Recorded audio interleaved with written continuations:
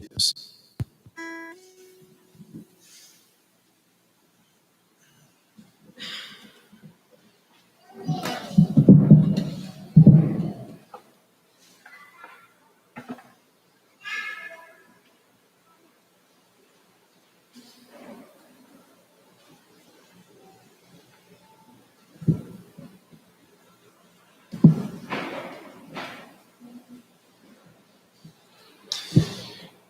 Meus irmãos, seja o Senhor misericordioso conosco e nos abençoe, continue a nos abençoar quando vamos ouvir a pregação da palavra do Senhor nessa manhã. É uma grande bênção podermos vir aos cultos e adorar ao nosso Deus juntos exaltá-lo e bendizer. Um dia nós estaremos no céu com Cristo e toda a igreja do Senhor, com nosso Senhor, com Cristo, e o adoraremos de modo perfeito. É uma bênção pensar nisso, esperar esse grande e glorioso dia do Senhor. Aqui nós ainda atravessamos tribulações, e por isso, em toda a Bíblia, nós somos ensinados a sofrer por Cristo com alegria. Esse é o assunto do sermão de hoje, o privilégio glorioso dos peregrinos cristãos no sofrer por Cristo. Eu convido então os irmãos a abrirem suas Bíblias em 1 Pedro, no capítulo 4, nós vamos ler os versículos 12 a 19. Todos que podem se colocar em pé, eu os convido para que assim o façam e leremos, meus irmãos, a palavra do nosso Senhor nessa passagem. Eu lerei, os irmãos acompanhem a leitura do texto sagrado. 1 Pedro, capítulo 4, versículos 12 a 19.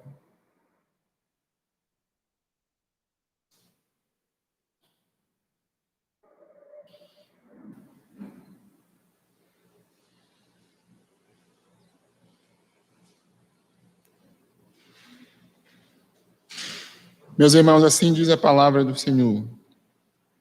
Amados, não estranheis o fogo ardente que surge no meio de vós, destinado a provar-vos, como se alguma coisa extraordinária vos estivesse acontecendo.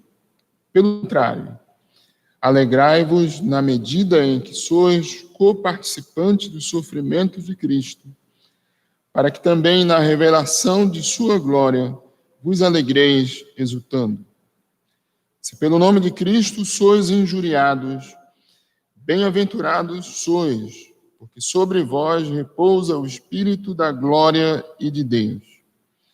Não sofra, porém, nenhum de vós como assassino, ou ladrão, ou malfeitor, ou como quem se intromete em negócios de outrem.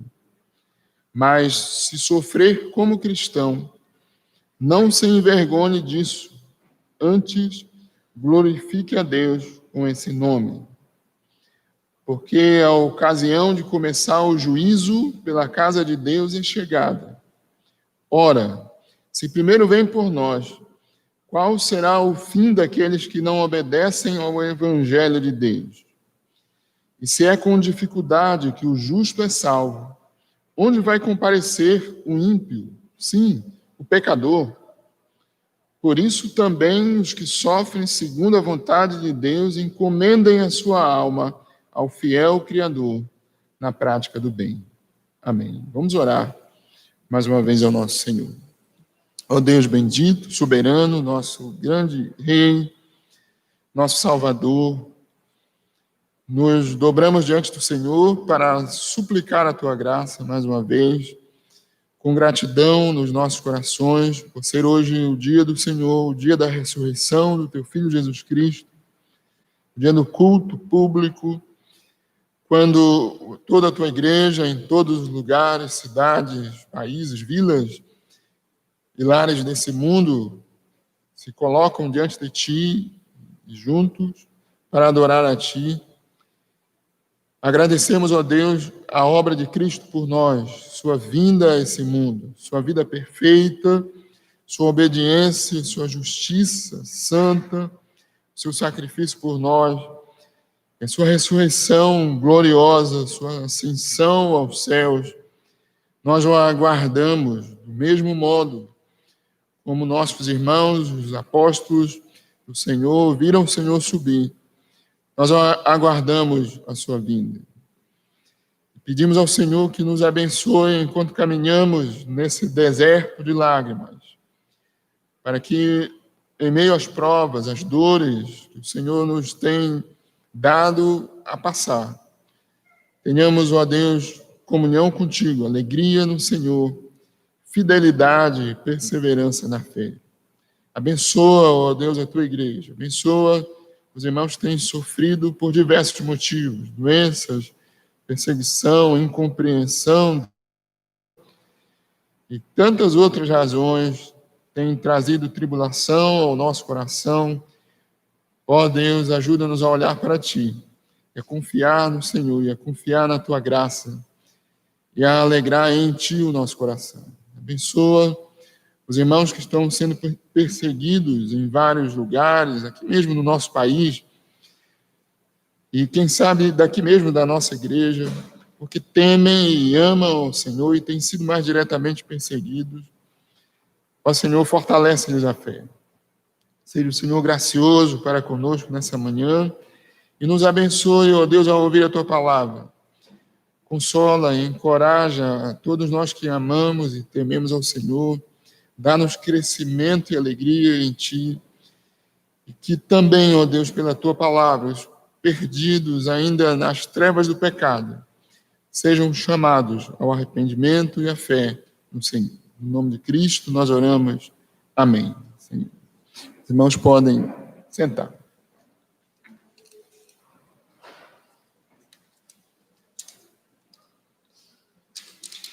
Meus irmãos, não é fácil sofrer. Ninguém gosta de sofrimento, de sentir dor, de ser rejeitado, provado, de passar por tribulações. Contudo, nós sofremos. Não apenas por amor a Cristo, por causa do Evangelho, por causa da igreja, mas também por diversos motivos. Depois da queda, nós sofremos por várias razões. O pecado, as escolhas erradas, as enfermidades, as decepções, as rejeições, pequenas ou grandes, trazem sofrimento e tribulação para nós. As doenças em nossos filhos, por exemplo, e tantas outras razões nos fazem sofrer. Também sofremos por Cristo. Mais especificamente, esse é o assunto de Pedro nessa carta. E ele escreveu para nos encorajar a sofrer por Cristo. Mas esses ensinos nos encorajam a sofrer em qualquer contexto, por qualquer razão. Nós somos aqui lembrados de quem é Deus e do que Ele fez por nós. E encorajados a permanecer firme no Senhor enquanto peregrinamos nesse mundo, nesse vale de dores, de lágrimas, na jornada para o céu. Por isso que Pedro nos diz que nós somos como forasteiros e peregrinos nesse mundo. O Senhor aqui nos exorta a esperá-lo, esperar a sua vinda firme na fé, confiando nele, olhando para ele. Diz, mantendo exemplar o nosso testemunho do Evangelho e do Senhor nesse mundo. Como nós estamos no final dessa carta, pregarei hoje pela manhã e, se Deus nos permitir, à noite, já finalizando no capítulo 5, eu quero mais uma vez lembrar aos irmãos da estrutura dessa carta, de um esboço dessa carta, de um esboço simples, que nos faz compreender como Pedro quis consolar, como Deus quis consolar por meio de Pedro, os irmãos que estavam sofrendo em razão de Cristo, da sua fé em Cristo. E quem Deus é, sobretudo quem Deus é e a obra de Cristo por nós e como nós devemos viver nesse mundo como servos do Senhor. Essa carta tem duas grandes partes, digamos assim. Não é uma carta grande, são 5 capítulos, e ela está dividida em duas partes. Primeiro, a parte de doutrina, de pregação do Evangelho, de exposição da palavra, onde o apóstolo Pedro nos lembra da obra de Cristo por nós, o que Deus fez por nós. Capítulo 1 e até o capítulo 10, capítulo 2, melhor dizendo, versículo 10. Aqui, meus irmãos, o texto sagrado nos lembra, Pedro nos fala que nós somos peregrinos eleitos por Deus, pela soberania de Deus. Nos versículos 1 e 2 do capítulo 1. Também Pedro nos diz que fomos regenerados por causa da muita misericórdia de Cristo. Versículos 3 e 4 do capítulo 1. E que nós estamos sendo guardados por Deus, guardados pelo poder de Deus na caminhada para a glória. Capítulo 1, versículos 5 a 12.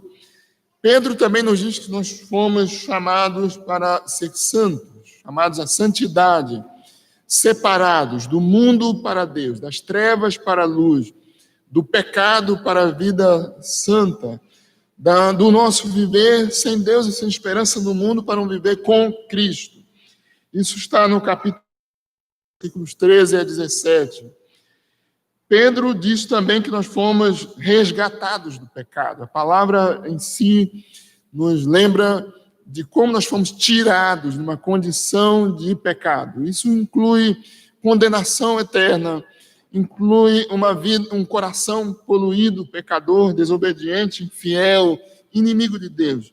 Mas pelo sangue de Cristo nós fomos resgatados da escravidão do pecado. Isso também está no capítulo 1, versículos 18 a 21.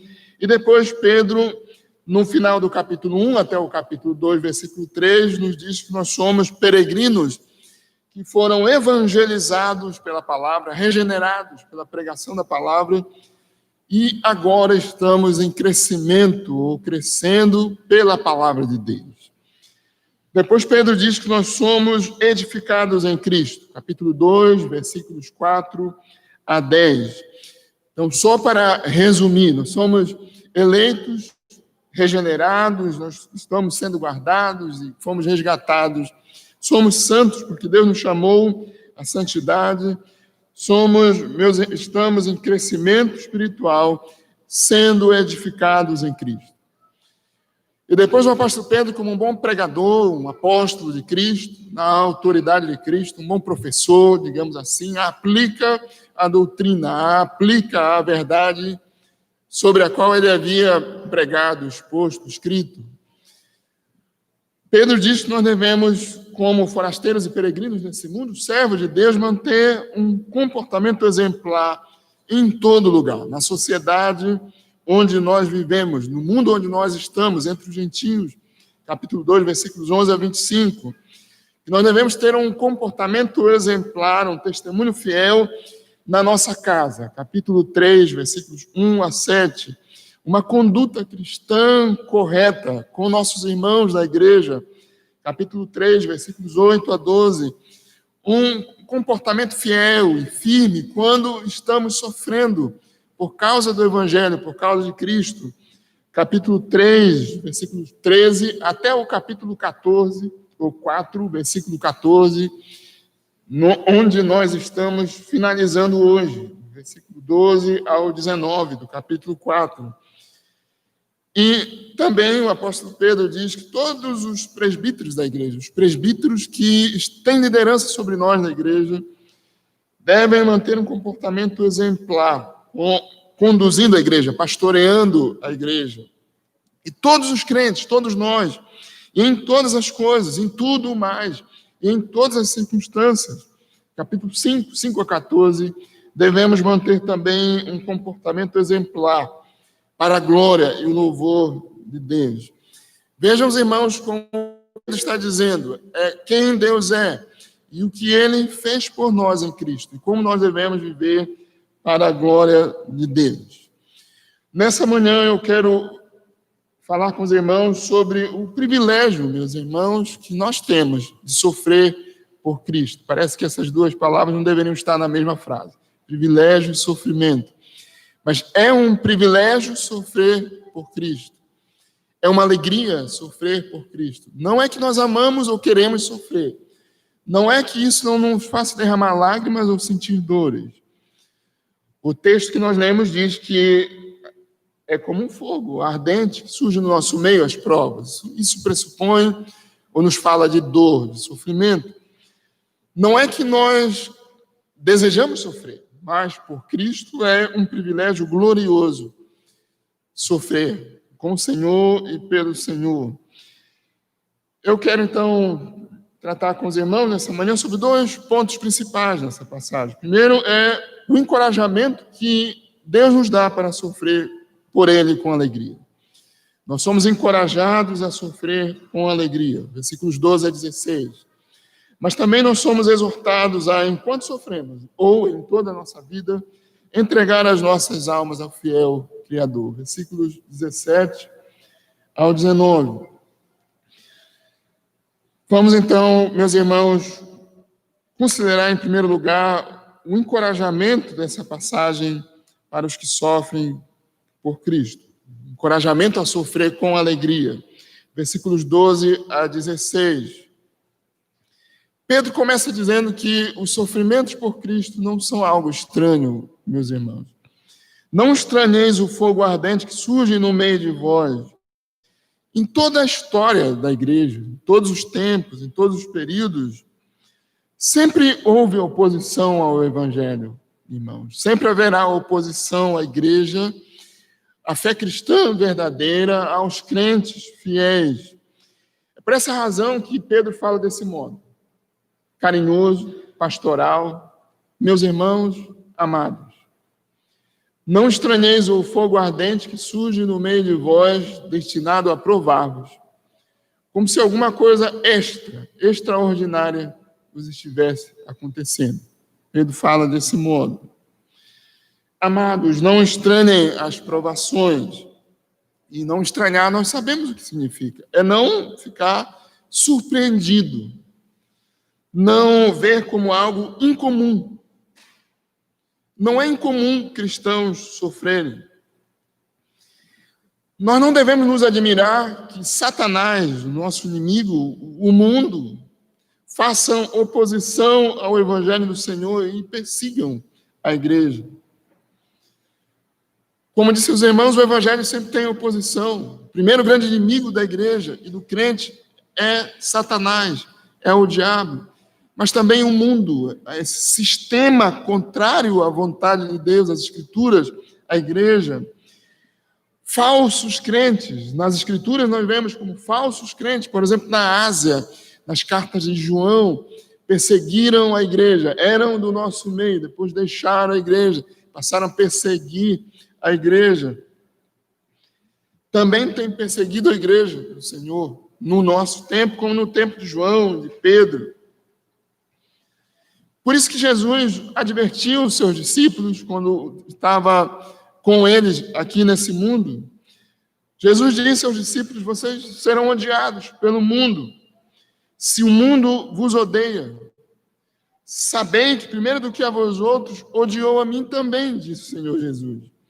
Se vocês fossem do mundo, o mundo amaria o que era seu.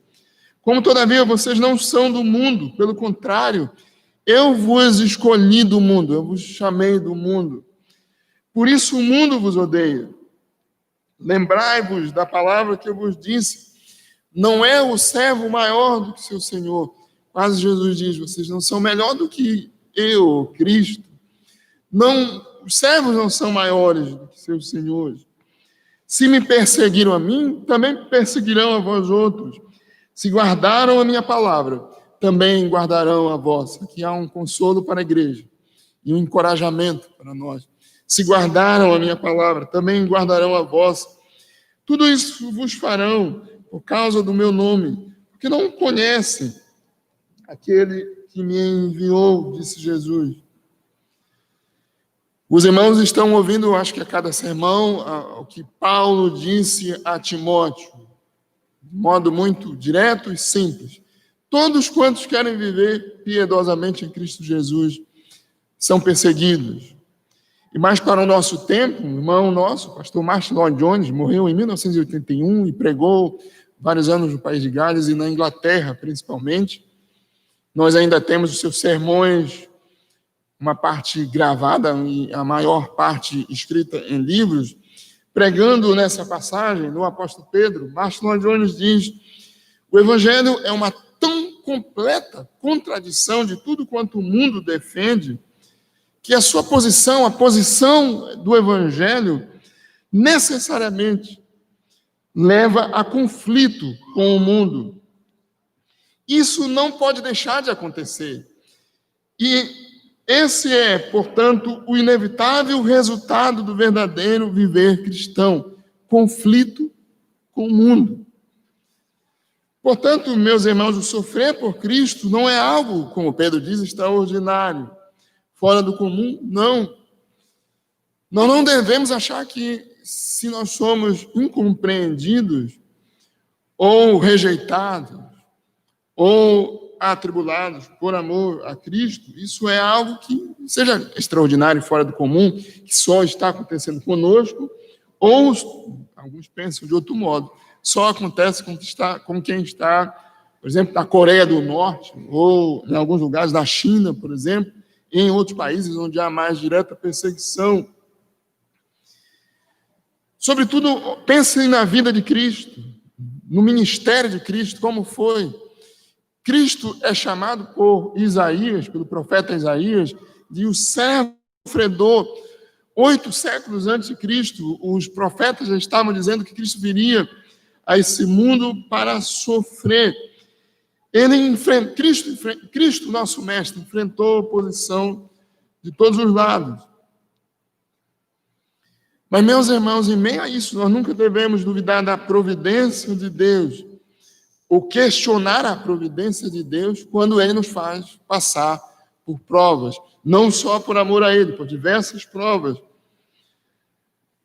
Ainda que elas nos tragam dor, veja que Pedro diz, são como fogo ardente que surge no nosso meio. Isso nos lembra quanto é dolorido sofrer.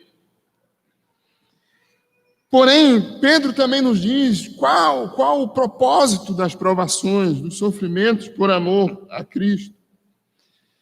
Os sofrimentos têm o propósito de provar a nossa fé. Versículo 12. As provas são como fogo ardente, destinado a provar a nossa fé. Portanto, irmãos, é um propósito glorioso, bom, nobre, dentro da santa providência de Deus, nas dores, nos sofrimentos, nas tribulações, a provação da nossa fé. E provar a fé significa firmar a fé. O Timóteo quebrou o braço, brincando, e falando para a nossa irmã Janinha, ela brincou dizendo, é bom, porque é assim que fica duro. Se a gente não deixar as crianças passarem por alguma dor, elas não sabem enfrentar dor. Se elas só comem o que querem, um dia elas vão chorar porque não terão o que querem. Um dia só tinha uma comida em casa, que até hoje eu não como muito bem. Sei que a maioria de vocês gosta. Maniçoba. Daí a mamãe olhou para mim e disse, coma ou fique com fome. De modo que eu ainda como maniçoba. E outras coisas também. Se nós formos tão protegidozinhos, nós não sabemos lidar com prova, nós não sabemos lidar com dores, nós não sabemos lidar com lágrimas. Por isso, você deve mais supervisionar os seus filhos do que super proteger. Assim, se você super protege, eles serão pessoas mais frágeis ainda. Isso requer que a gente passe por alguns braços quebrados. Talvez, espero que não, na sua experiência. Isso vá para o hospital algum dia. Peço a Deus que não. nós enfrentamos essas coisas. Eu vejo que Deus é muito misericordioso conosco, que Ele nos dá sofrimentos a conta-gotas e na medida que nós suportamos. Quando crianças, a gente se desespera por causa de um bombom, que o pai foi em algum lugar e não nos levou, ou porque gostaríamos de ter alguma coisinha pequena. Depois a gente só cresce, e aí Deus nos faz passar por provas ainda maiores. Deus permite que nós soframos, a sua providência. Deus permite que nós sejamos provados, para que a nossa fé nele seja forte, seja firmada. Deus permite que nós passemos por tribulações para purificar a nossa fé. E Pedro já tinha dito isso nessa carta, no capítulo 1, quando ele diz assim: nisso exultais, na salvação em Cristo, nisso vos alegreis, ainda que no presente tempo, por breve tempo, se necessário, sejais contristados por várias provações, para que, uma vez confirmado o valor da vossa fé, muito mais perecível, muito mais preciosa, melhor dizendo, do que ouro, mesmo quando apurado pelo fogo, redunde ou resulte em glória e honra quando Cristo voltar, na revelação de Jesus Cristo. A ideia, meus irmãos, ali no capítulo 1, como é aqui também, é de que, para que metais preciosos sejam purificados, eles precisam passar pela prova do fogo. Ainda é assim, ouro precisa ir para o fogo, queime a impureza e fique somente aquilo que é, de fato, ouro. E é assim que Deus faz conosco. Por isso também Tiago diz na sua carta: meus irmãos, tende por motivo de toda alegria o passar por várias provações, sabendo que a provação da vossa fé, uma vez confirmada, produz perseverança. Ora, a perseverança deve ter ação completa, para que sejais perfeitos e íntegros, em nada deficientes. Vejam a razão das provações, para que nós sejamos mais perseverantes, perfeitos e íntegros e em nada deficientes. Isso é, mais fortes na fé. Também Tiago, mais uma vez Tiago, capítulo 1, versículo 12. Bem-aventurado, veja o que Tiago diz. Bem-aventurado é feliz, é abençoado por Deus. Bem-aventurado o homem que suporta com perseverança a provação, porque depois de ter sido aprovado, receberá a coroa da vida, a qual o Senhor prometeu aos que o amam. Tiago diz que nós receberemos a coroa da vida depois de passar por provações. Sim, meus irmãos, as dolorosas provações que temos que enfrentar nesse mundo, nesse caminhar para o céu, não são algo incomum, extraordinários para o cristão, e tem um propósito de firmar a nossa fé, de purificar a nossa fé, de nos firmar ainda mais em Cristo. Por essa razão, nós devemos passar pelas provas com alegria. Versículos 13 a 14, alegrai-vos na medida em que sois coparticipantes dos sofrimentos de Cristo. Ao invés de estranhar as provações por Cristo, o crente deve alegrar-se de ter o privilégio de sofrer por Cristo. Nós podemos imaginar que quando o apóstolo Pedro disse isso, escreveu isso, ele talvez tivesse em mente o que ele ouviu do Senhor Jesus Cristo, junto com os demais discípulos e outros, no Sermão do Monte. Mateus 5,12. Jesus diz: bem-aventurados sois, quando por minha causa vos injuriarem, vos perseguirem, e mentindo disserem todo mal contra vós, regozijai-vos e exultai. Nós devemos exultar se pelo nome de Cristo somos perseguidos ou injuriados. Nós devemos alegrar o nosso coração, porque esses sofrimentos nos identificam com Cristo. Sois coparticipantes dos sofrimentos de Cristo. Muitas pessoas acham que é um privilégio, uma honra, uma grande honra sofrer por grandes causas que sejam justas nesse mundo. Mas, meus irmãos, muito maior privilégio e honra em amar, temer e sofrer com Cristo e por Cristo. Qual causa é tão mais justa, tão maior, nobre e gloriosa como a causa do Evangelho, como a causa de Cristo? Por isso, se com ele sofremos, diz o apóstolo Pedro, versículos 15 e 16, nós devemos nos regozijar, glorificá-lo. Nós não devemos sofrer por roubar, fazer coisas maldosas, assassinar alguém. Por essas coisas nós não devemos sofrer, meus irmãos, porque não devemos fazê-las. Tememos ao Senhor. Mas se sofrer como cristão, não se envergonhe disso, diz o texto. Antes, glorifique a Deus com esse nome. Nós devemos nos alegrar nos sofrimentos por Cristo, porque quando Cristo voltar, nós teremos eterna alegria com Ele, glória e gozo com Ele. Nós devemos nos alegrar nos sofrimentos por Cristo, porque isso significa que somos dele, e sobre nós repousa o Espírito da glória e de Deus, o Espírito Santo. Isso é, em nós habita o Espírito Santo. Se por Cristo somos rejeitados ou desprezados ou maltratados, isso para nós, meus irmãos, diz o nosso texto, é uma bem-aventurança, uma grande bênção, porque significa que somos de Deus, que o Espírito de Deus, o Consolador, habita em nós.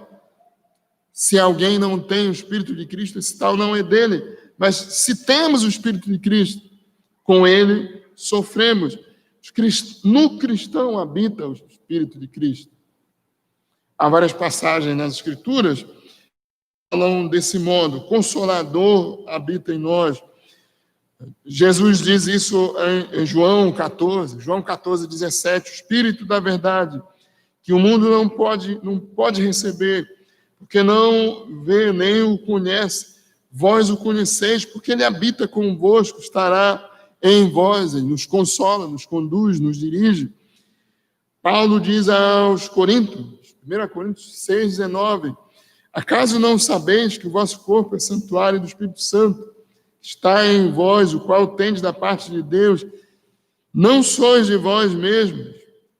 Só mais uma passagem sobre esse assunto, o Espírito habitando em nós, nos encorajando, consolando. Paulo diz a Timóteo, 2 Timóteo 1,14, guarda o bom depósito, mediante o Espírito Santo que habita em nós. Portanto, nós não devemos sentir surpresa, sentir-nos surpreendidos, e nem vergonha quando sofremos por Cristo. Pelo contrário, meus irmãos, o que a nossa passagem diz, o que Deus diz, o que a Escritura Sagrada nos diz é alegrai-vos, na medida em que sois coparticipantes do sofrimento de Cristo, para que quando Ele voltar na revelação da sua glória, quando Cristo vier e a sua glória aparecer, vos alegreis exultando. Isso é, aí nós experimentaremos alegria eterna, perfeita, para sempre com o Senhor. Se pelo nome de Cristo sois injuriados, porque sobre vós está o Espírito dele, não se envergonhe, não envergonhe-se de testemunhar de Cristo em qualquer lugar e de ser rejeitado por isso. Pelo contrário, glorifique a Deus com o nome de Cristo. Em segundo lugar, nós somos exortados nessa passagem a entregar as nossas vidas a Deus. Se primeiro Pedro diz que nós sofremos por Cristo, enquanto caminhamos nessa jornada para o céu, ele também nos consola e nos encoraja, dizendo, quando você estiver em sofrimento, entregue sua alma ao fiel Criador e viva praticando aquilo que é bom para a glória de Deus. Os que sofrem segundo a vontade de Deus encomendem a sua alma ao fiel Criador na prática do bem. Versículo 19. Meus irmãos, Deus é fiel, fiel Criador. Portanto, Ele é o soberano Criador, soberano Senhor de todos. Tanto da sua igreja, quanto dos que perseguem a igreja. De cada homem ou mulher, de cada reino ou rei. Ele é senhor de Satanás e seus anjos. Ele domina soberanamente. Um dia ele voltará para julgar as obras de cada um, e os que sofrem por ele, com ele, os que têm sofrido segundo a sua vontade, podem descansar agora aqui e eternamente com o Senhor. Podem entregar as suas almas, as suas vidas a Deus. Ele é o Criador e Senhor do universo. Pedro nos encoraja, nos consola, nos anima quando ele diz: Cristo virá um dia para julgar o mundo, versículos 17 e 18. Isso significa que haverá um dia que Deus julgará as obras de todos os homens. Um dia quando todos compareceremos. Paulo diz isso em Romanos 14, 10 e 12. Todos compareceremos perante o tribunal de Deus. Cada um de nós dará contas de si mesmo a Deus. Esse será o dia do juízo final, do julgamento final.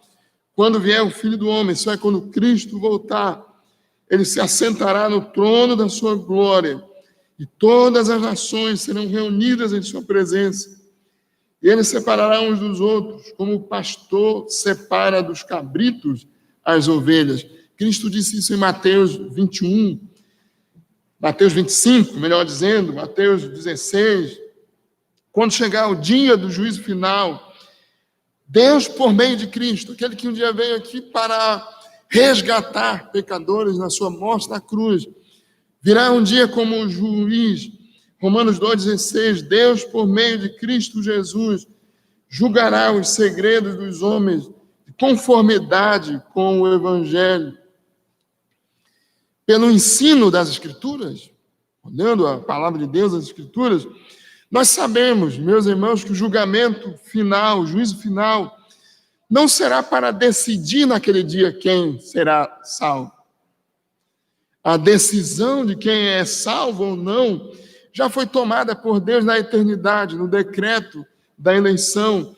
Somente os eleitos estarão com Cristo, serão salvos. Por isso, os que estão em Cristo Jesus, sabendo que esse julgamento não será para decidir naquele dia quem será salvo, nós que estamos em Cristo Jesus, não precisamos aguardar o juízo final com temor. Muito pelo contrário, nós o aguardamos com a absoluta confiança de que somos justificados e salvos em Cristo. Mas ainda nos perguntamos quando lemos sobre o juízo final. Pedro está dizendo que Cristo virá para julgar o mundo. Paulo diz, a Bíblia diz. Qual a finalidade, então, desse grande julgamento, do juízo final? Com base nas Escrituras, pela palavra, nós podemos, meus irmãos, resumidamente, dizer que a razão final será mostrar publicamente a todas as nações, homens, reis e reinos, a soberania e a glória de Deus em todas as coisas, no destino de todas as nações, de todos os reinos, de todas as pessoas, de cada pessoa. Será revelar, Cristo, nesse juízo final, revelará a punição daqueles que não creram nele, que não o adoraram, que não se arrependeram dos seus pecados. O juízo dele sobre cada pessoa, essa é a finalidade daquele grande dia do juízo final, revelar a glória, a soberania de Deus sobre a história, sobre os reis, sobre os reinos, sobre todas as coisas, sobre todas as pessoas. E, portanto, será o dia em que Deus soberanamente declarará publicamente quem ele é. Por isso que a Bíblia diz, todo joelho se dobrará e toda língua confessará, não só os crentes, mas toda língua confessará nesse dia que Jesus Cristo é Senhor para a glória de Deus, o Pai. Mas em relação a nós, meus irmãos, nós os que cremos, nós que temos sofrido nesse mundo por Cristo, nós devemos, mais uma vez, lembrar que o juízo final não deve ser esperado por nós com temor. Quem nele crê, Jesus diz isso em João 3,18, quem nele crê não será julgado, isso é, não será condenado. Quando Paulo, na sua expondo o seu sofrimento, em Romanos capítulo 7, o seu sofrimento porque ele não conseguia não pecar. E essa é uma experiência do cristão. Nós amamos o Senhor e não queremos pecar contra Ele, mas pecamos. Se confessarmos os nossos pecados, Deus é fiel e justo para nos perdoar. Mas falando dessa experiência, Paulo diz: quem me livrará do corpo dessa morte? Eu quero não pecar, mas ainda assim peco. Quando Paulo inicia o capítulo 8 de Romanos, ele então, consolando seu coração, diz: mas nenhuma condenação há para os que estão em Cristo Jesus. Já nenhuma condenação há para os que estão em Cristo Jesus. E aqui o apóstolo Pedro diz: o juízo de Deus começará pela própria igreja, pela casa de Deus, porque a ocasião de começar o juízo pela casa de Deus é chegado. O texto diz que o julgamento final começará pela igreja, a casa de Deus. Nós, a igreja, os filhos de Deus, os crentes em Cristo, os forasteiros e peregrinos nesse mundo, como Pedro diz aqui, nós que amamos o Senhor e o tememos, também compareceremos diante do tribunal de Deus e seremos recebidos em Cristo, na justiça dele, e ouviremos do Pai: vinde benditos de meu Pai. Não porque nós sejamos justos, mas porque em Cristo fomos justificados. Não porque haja justiça em nós mesmos, mas por causa da justiça de Cristo. É só lembrarmos o que Pedro diz do crente nessa carta. Quem é o crente? É o eleito de Deus, é o regenerado em Cristo, é o que é guardado pelo poder de Deus, é o que foi resgatado do pecado, é o que foi santificado, é o edificado em Cristo.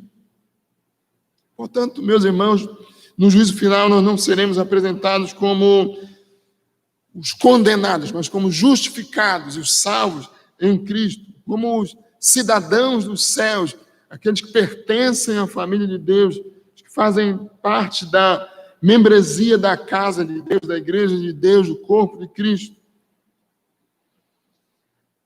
Por isso, então, Pedro nos diz: nós estaremos com Cristo, por toda essa carta. Mas aqui, especificamente nessa passagem, quando Pedro fala desse modo, ora, o juízo começará pela casa de Deus, se mesmo nós, servos de Deus em Cristo Jesus, temos enfrentado lutas e dificuldades, estaremos diante do tribunal de Deus, justificados em Cristo, em pé diante do tribunal de Deus. O que acontecerá com aqueles que não temem ao Senhor?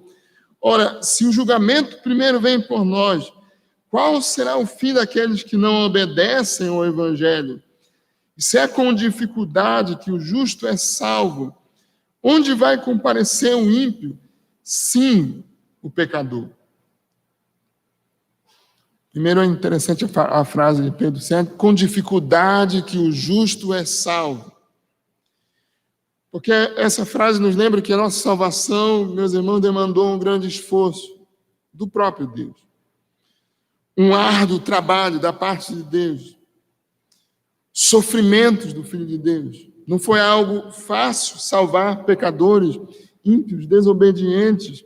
Isso custou a vida do Filho de Deus, o derramado precioso sangue de Cristo. Como Pedro já havia dito, não foi mediante coisas corruptíveis, como prata ou ouro, que foste resgatados do vosso fútil procedimento, mas por meio do sangue de Cristo. Por isso é com dificuldade que o justo é salvo. E aqui Pedro também lembra da dificuldade do justo, do cristão, daquele que é justificado em Cristo. Nós enfrentamos sofrimentos dessa vida, nós passamos por lutas e provações. Por isso que Pedro diz, é com dificuldade que chegamos ao céu, é com dificuldade que o justo é salvo. Mas se é com dificuldade que o justo é salvo, onde vai comparecer o que não é salvo? Os que têm desobedecido ao Evangelho, os que não obedecem ao Evangelho. hão de prestar contas àquele que é competente para julgar vivos e mortos, como Pedro tinha dito no versículo 5 do capítulo 4. Por toda a eternidade estarão banidos de toda a misericórdia de Deus, estarão no inferno, num lugar de tormento, de morte, de castigo eterno, para sempre afastados de toda a misericórdia, bondade e amor de Deus. O só pensar, meus irmãos, nessa condição de inferno é estarrecedor. Mesmo agora, ou agora, melhor dizendo, aqueles que não têm temor de Deus, que vivem no pecado, sem Deus no mundo, são alvos da graça de Deus, da graça comum, do amor de Deus, da bondade de Deus e da providência de Deus. Mas inferno é um lugar de condenação eterna, onde não haverá nenhuma bondade de Deus.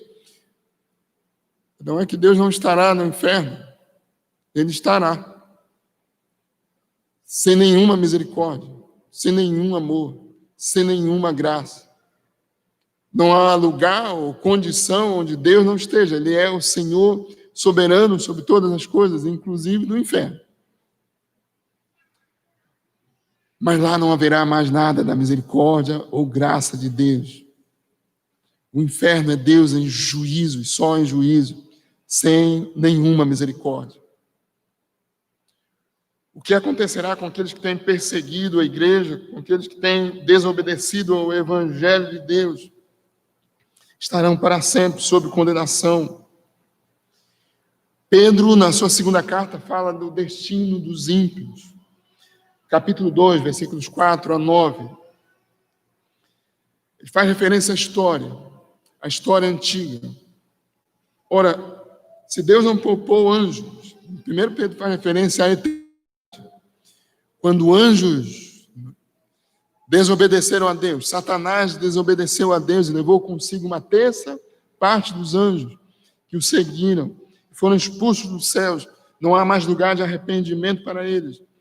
Ora, se Deus não poupou anjos quando pecaram, antes precipitando-os no inferno, os entregou a abismos de trevas, reservando-os para juízo, e não poupou o mundo antigo, nos dias de Noé, mas preservou a Noé, pregador da justiça, e mais 7 pessoas, quando fez vir o dilúvio sobre o mundo de ímpios, e reduzindo a cinzas, cidades de Sodoma e Gomorra, ordenou-as à ruína completa, tendo-as posto como exemplo a quantos venham a viver impiamente.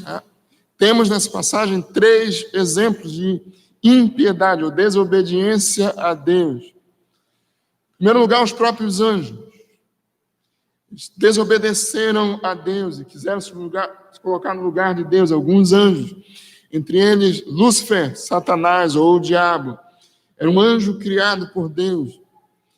E ele quis se colocar no lugar de Deus, levantou-se para colocar-se no lugar de Deus, orgulhou-se diante de Deus.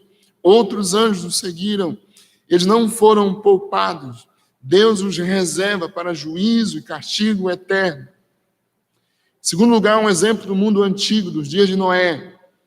Quando o mundo, na sua impiedade, rejeitou a pregação da justiça por meio de Noé, que construindo uma arca e dizendo aos outros, pregando aos outros que o juízo de Deus viria sobre a terra, foi rejeitado e perseguido com os seus. Mas sem que o mundo se apercebesse, o dilúvio veio sobre a terra, o juízo de Deus veio sobre a terra, e apenas 8 pessoas, Noé e sua família, entraram na arca, porque creram no Senhor. Depois, Pedro cita as cidades de Sodoma e Gomorra, cidades muito, muito ímpias.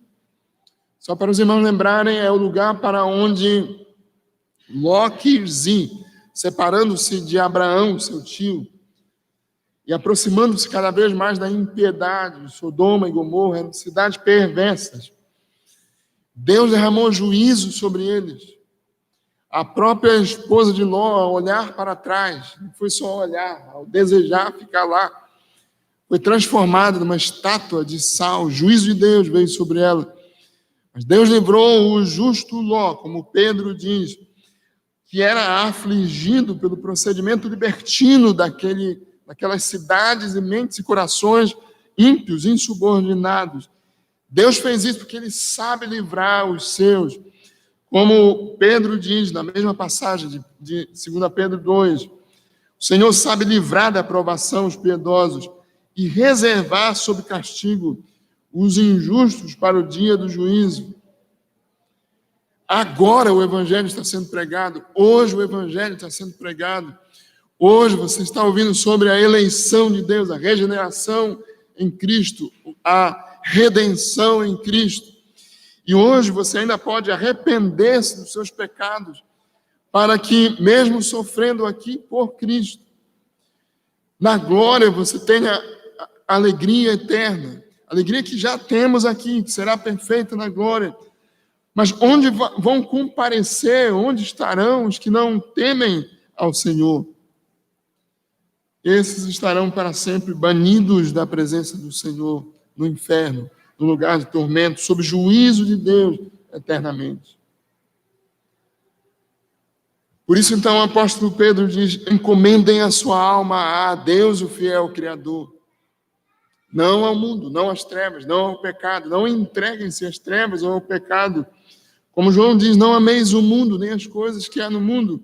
Aqui Pedro diz: encomendem a sua alma ao fiel Criador. Entregue sua vida ao Senhor.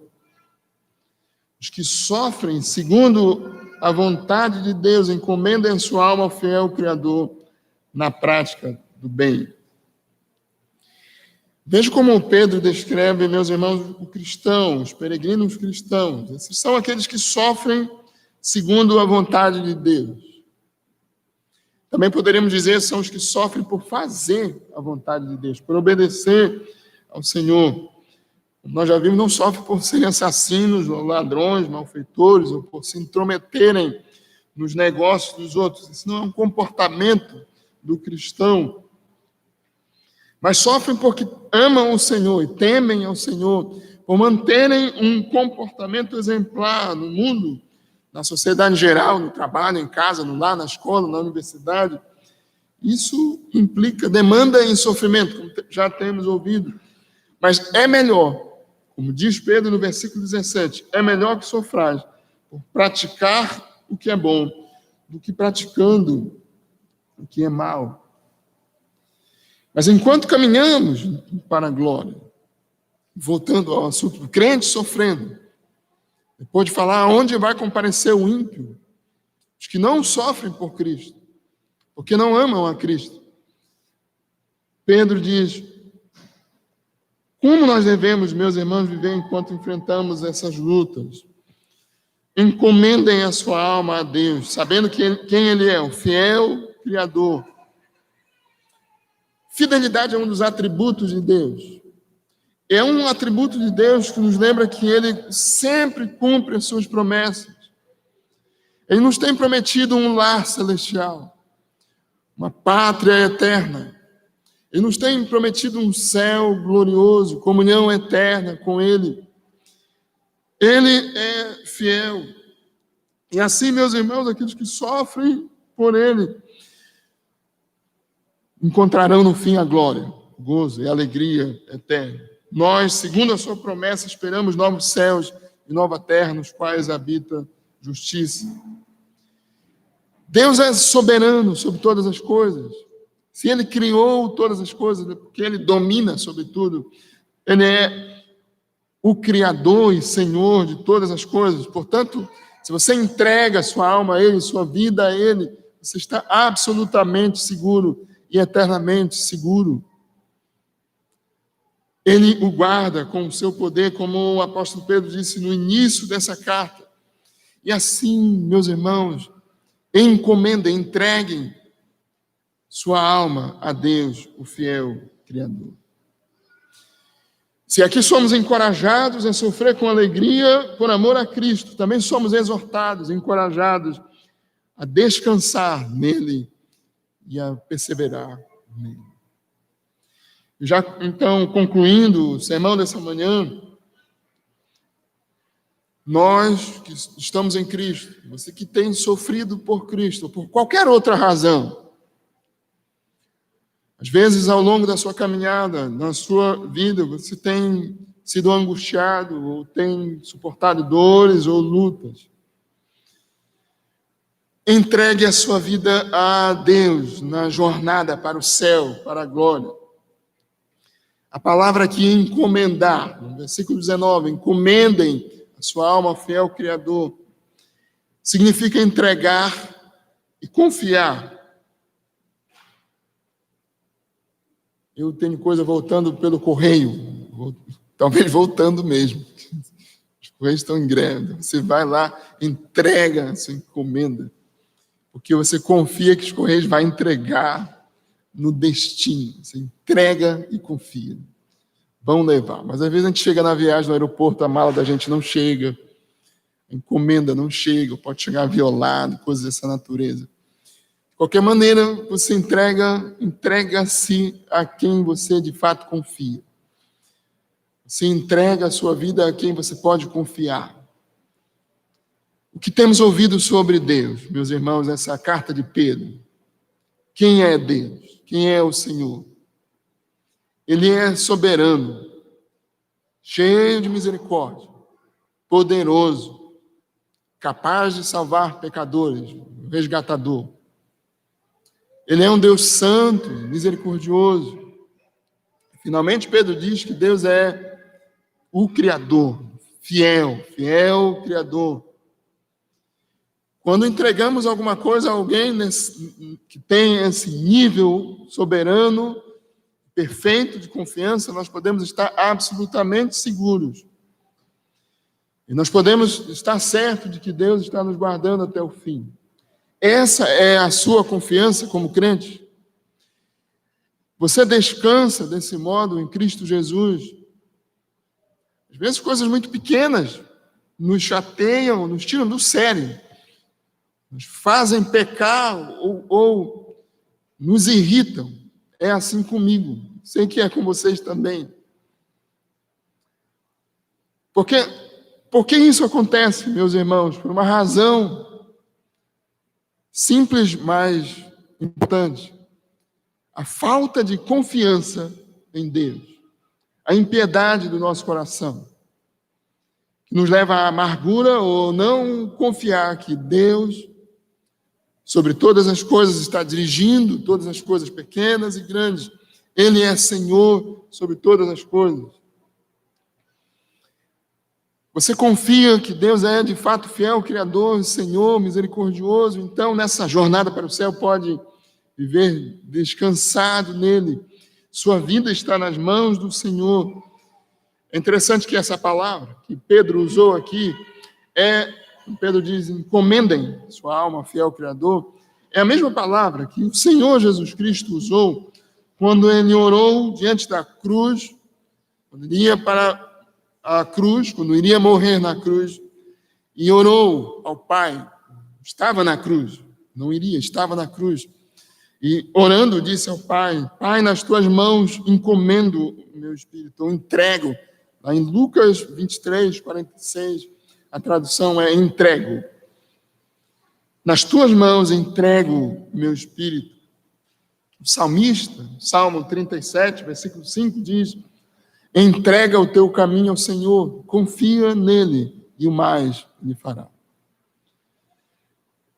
Nós devemos ter essa convicção, meus irmãos, que é a mesma convicção de Cristo, nosso Senhor, do salmista, nosso irmão, ou de Estevão, diácono, nos dias da igreja primitiva, quando ele, porque temia e amava o Senhor, porque servia o Senhor, porque era um diácono fiel, um crente fiel, foi morto por essas razões, por sua fidelidade a Deus. Enquanto apedrejavam Estevão, ele estava dizendo, Senhor Jesus, recebe meu espírito. Não é incomum, quando você lê na história da igreja, em períodos em que nossos irmãos foram perseguidos, eles foram jogados nas arenas para serem perseguidos por leões, ou foram mortos, queimados. Mas não é incomum, quando você lê essas biografias, saber que muitos desses irmãos disseram como Cristo disse: Pai, nas tuas mãos eu entrego a minha vida. Ou como Estevão disse: Pai, tem misericórdia de mim, recebe a minha alma na glória. E é assim que nós devemos viver, meus irmãos, como servos de Deus em Cristo Jesus, entregando nossas vidas nas mãos do Senhor, ou vivendo nas mãos do Senhor, sabendo que Deus é fiel, o Criador, que cuida de nós na jornada. Espere a sua vinda. Espere a vinda do Senhor praticando o que é bom, praticando o bem, como Pedro diz. Praticar o bem aqui, meus irmãos, significa honrar a Deus, fazer aquilo que o agrada, fazer aquilo que Deus ordena na sua palavra. Viver segundo Deus tem dito nessa carta de Pedro, tendo um testemunho, mantendo um testemunho exemplar no meio das pessoas. Como Pedro disse: amados, exorto-vos como forasteiros e peregrinos que sois, a vos absterdes, isso é, a deixardes as paixões pecaminosas que fazem guerra contra a vossa alma, a serem submissos à palavra de Deus e a viverem como Deus ordena, terem um procedimento fiel como Cristo, sofrendo com Ele, e a viverem para a glória do Senhor. E assim, meus irmãos, até que Cristo venha, em maior ou menor grau, você ou seus irmãos, mas certamente se você é fiel, você encontrará lutas por causa de Cristo. Alegre-se, glorifique o Senhor com esse nome, regozije-se, porque é uma bênção sofrer por Cristo. Bem-aventurados sois quando por minha causa forem injuriados e perseguindo vocês, disserem tudo mal contra vós. Regozijai-vos e alegrai-vos, porque é grande o vosso galardão nos céus. Quem nos disse isso foi o nosso Senhor Jesus Cristo. Que Ele nos abençoe, que Ele nos guarde. Eu quero terminar com uma última aplicação aos que ouvem o Evangelho, mas ainda não são crentes. O destino, meus irmãos, daqueles que têm ouvido o Evangelho e têm rejeitado o Evangelho, o fim daqueles que têm rejeitado o Evangelho é o juízo de Deus. Qual será o fim daqueles que não obedecem ao Evangelho do Senhor? Não obedecer é não crer, é não se submeter, é não temer o Senhor, e não servi-lo, não amá-lo. O fim dos que não obedecem ao Evangelho é Deus sem misericórdia, o inferno, as trevas do inferno, a condenação eterna. Mas ainda hoje você tem tempo dado por Deus e oportunidade dada por Deus para arrependimento. Enquanto o Evangelho é pregado, isso é tempo de arrependimento. Venha a Cristo, arrependido dos seus pecados. Clame por misericórdia. Clame para que Deus seja misericordioso e perdoe os seus pecados, para que o seu fim não seja banido da presença do Senhor. Muito pelo contrário, seja a alegria de estar diante de Deus eternamente, a glória eterna com Cristo. Venha a Cristo para receber dele vida eterna e viver para ele, com ele, ainda que, junto com a igreja, você vai enfrentar lutas nesse mundo. No fim, a alegria que agora temos será eterna e sem nenhum resquício de pecado, de sofrimento, de dor desse mundo, mas gloriosa com o Senhor eternamente. Venha a Cristo, para que nele você tenha vida eterna. Amém. Eu quero convidar os irmãos para que, encerrando, cantemos mais um hino ao Senhor.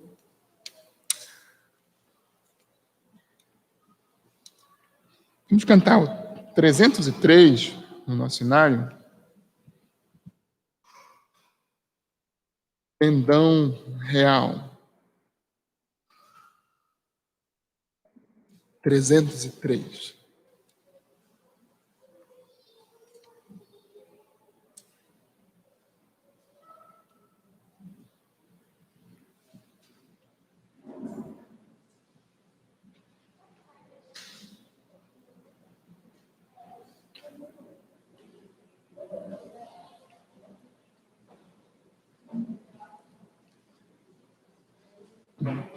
hino 303.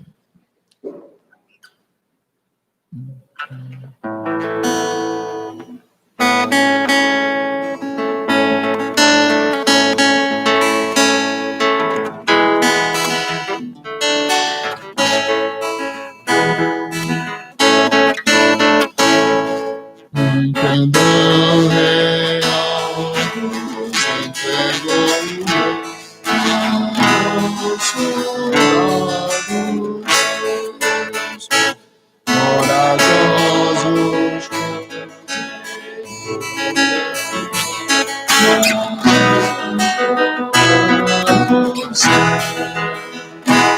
com valor sem temor.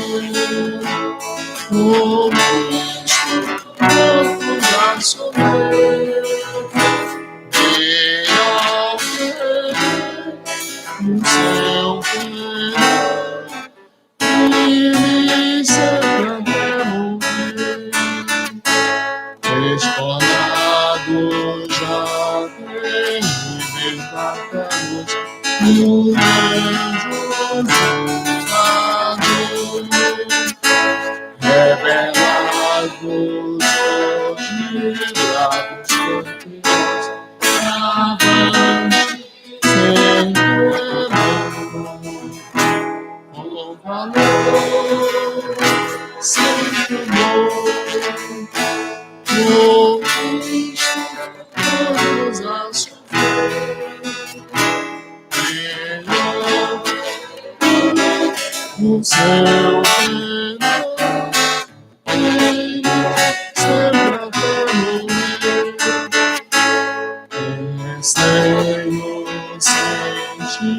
no seu coração ligado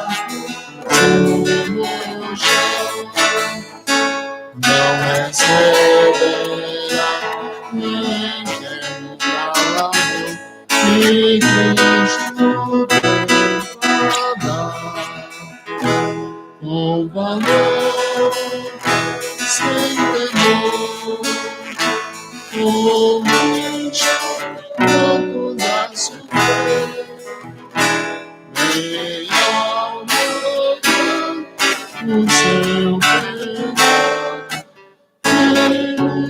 sempre até morrer, nós sejamos todos a Jesus Cristo,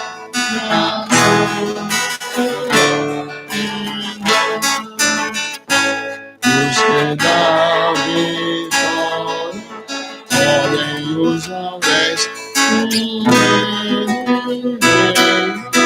com valor, sem temor, com Cristo, vamos a sofrer, vem a pegar o seu perdão, fiéis sempre até morrer. Amém. Vamos orar ao Senhor, meus irmãos.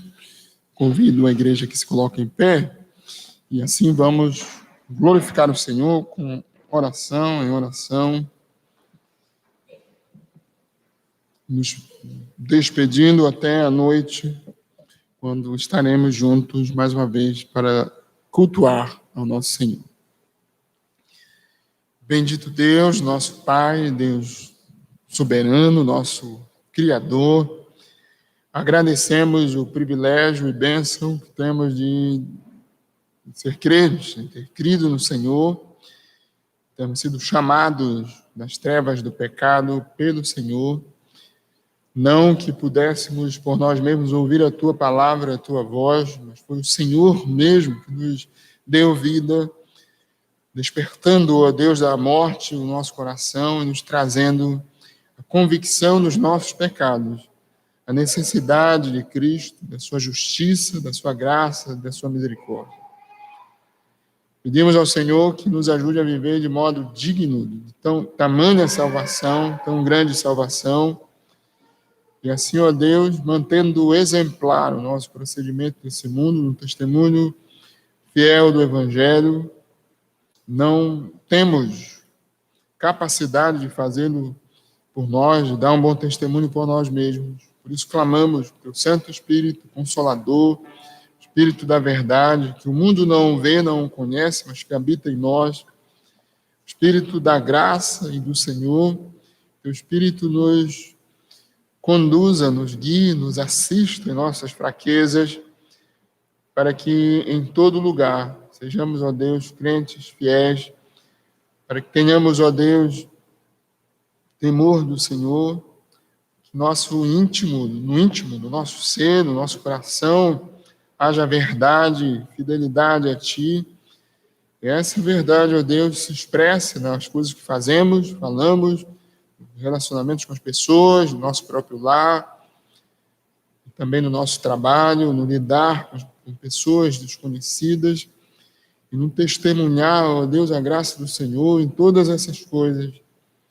O amor do Senhor, a grandeza, a misericórdia, também o juízo do Senhor, brilhem em nós para a glória do Teu nome.